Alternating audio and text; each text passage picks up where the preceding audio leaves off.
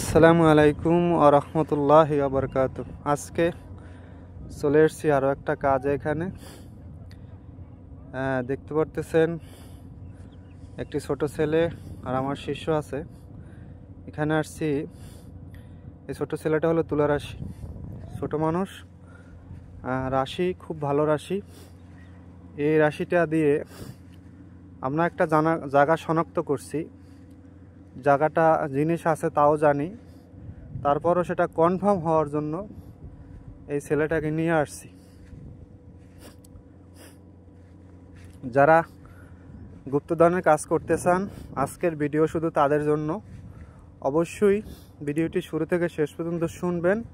আপনাদের এই গুপ্তধনের কাজের বিষয়ে অনেক কথা শুনতে পাবেন। আর ভিডিওটা একটু লম্বা হবে, দয়া করে সবাই সঙ্গে থাকবেন। ভালো লাগলে সাবস্ক্রাইব, লাইক, কমেন্ট করবেন, আর না লাগলে করার কোনো প্রয়োজন নাই। বিষয়টা হলো প্রথম কথা হলো, আপনি গুপ্তধনের কাজ করবেন, সেই জায়গাটা শনাক্ত করতে হবে। আগে শনাক্ত করার পর 5 থেকে 10 বার আপনার জায়গাটাকে চিহ্নিত করতে হবে যে আসলে এই জায়গাটায় মাল আছে। প্রথমে আপনি কলাপাতায় নকশা দেখলেন, তারপরে গণনা করে পাটকাঠিতে গণনা দেখলেন, তারপরে হাত চালিয়ে দেখলেন, তারপরে আপনি পঞ্চভোগ দিলেন, তারপরে আবার গণনা করলেন, তারপরে কেন মক্কেল আছে সেই মক্কেল কি বলতেছে তা শুনবেন।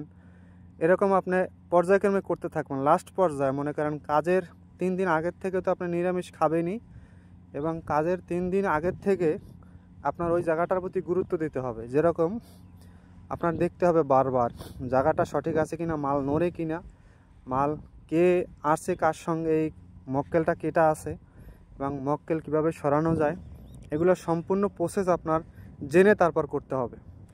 অনেকেই আছেন, আমার গুরু আছে ইন্ডিয়াতে, অনেকেই আছেন বারবার গুরু বলা সত্ত্বেও অনেকে বুঝতেছেন না, তারপর গুরু বা শিষ্যর বদনাম হয় কাজ শেখালে। যে কাজের আগে 3 দিন আগের থেকে নিরামিষ খেতে হয়, কাজটা ভালো করে জায়গাটা সিলেক্ট করতে হয়, জায়গাটা সিলেক্ট করার পরে তারপরে কাজের প্রসেস করতে হয়। এগুলো কিন্তু আপনার মাস্ট বি করতে হবে। না করতে পারেন তাহলে আপনার কাজে কিন্তু কোনো রকমই সফলতা লাভ করতে পারবেন না। কারণ যদি একটা জায়গা যদি চিহ্নিতই না করতে পারেন, সেই জায়গাটা যদি আপনি সিলেক্ট না করতে পারেন, একটু এদিক সেদিক হলে আপনার মন্ত্র অথবা আপনার নির্দিষ্ট যে আপনার লক্ষ্যটা সেটা হবে না। যতই আপনি মন্ত্র জানেন, যতই আপনি সিদ্ধি জানেন, অনেকেই আছে যেরকম মক্কেল ছোট বড় সবার সঙ্গে থাকে যারাই গুপ্তধনের কাজ করে, তারপরও তাদের পরামর্শ, তাদের সিলেক্ট করার পরও নিজের জানতে হবে যে এই জায়গাটাতে আসলে জিনিস আছে কিনা, এবং বারবার পরীক্ষা করার পর আপনার জায়গাটাকে ছুঁইতে হবে। তারপর আপনার জায়গাটাকে দেখতে হবে যে জিনিসটা আসলে সঠিক আছে কিনা, এবং এই জায়গাটা যে আমি ধরতেছি বা করতেছি সেই জায়গাটা কার্যক্ষমতা সফল আসবে কিনা, এগুলো আপনার বারবার দেখে তারপর করতে হবে। এটা কিন্তু মনে রাখবেন, আমার যারা সাবস্ক্রাইব আছেন, যারা কাজ শিখতেছেন, যারা এই কাজ করতেছেন, জায়গাটা যদি সিলেক্ট না হয় তাহলে কিন্তু আপনি কোনো রকমই এই কাজ করতে পারবেন না। সিলেক্টটা হলো সর্বপ্রথম একটা অস্ত্র। সিলেক্ট সঠিকভাবে করতে পারেন, আর গণ্ডি যদি সঠিকভাবে দিতে পারেন, মেডিসিন ছাড়াও কাজ করতে পারবেন। মেডিসিন দিতে হবে এমন কোনো কথা নাই, মেডিসিন ছাড়াও কাজ করতে পারবেন। আপনি যদি প্রথমে গণ্ডি শুরু করেন, তবে কোরআনের কিছু গণ্ডি আছে তা দিয়ে শুরু করবেন।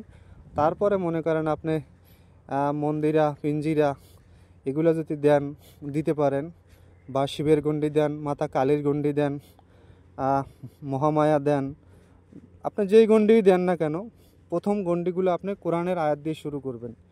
কোরআনের কিছু গণ্ডি আছে, যদি কেউ শেখার ইচ্ছা থাকে অবশ্য যোগাযোগ করতে পারেন। যদি আপনাদের ভালো লাগে, যতটুকু শেখানো সম্ভব চেষ্টা করব ইনশাআল্লাহ। সবাই ভালো থাকবেন, সুস্থ থাকবেন। আসসালামু আলাইকুম ওয়া রাহমাতুল্লাহ।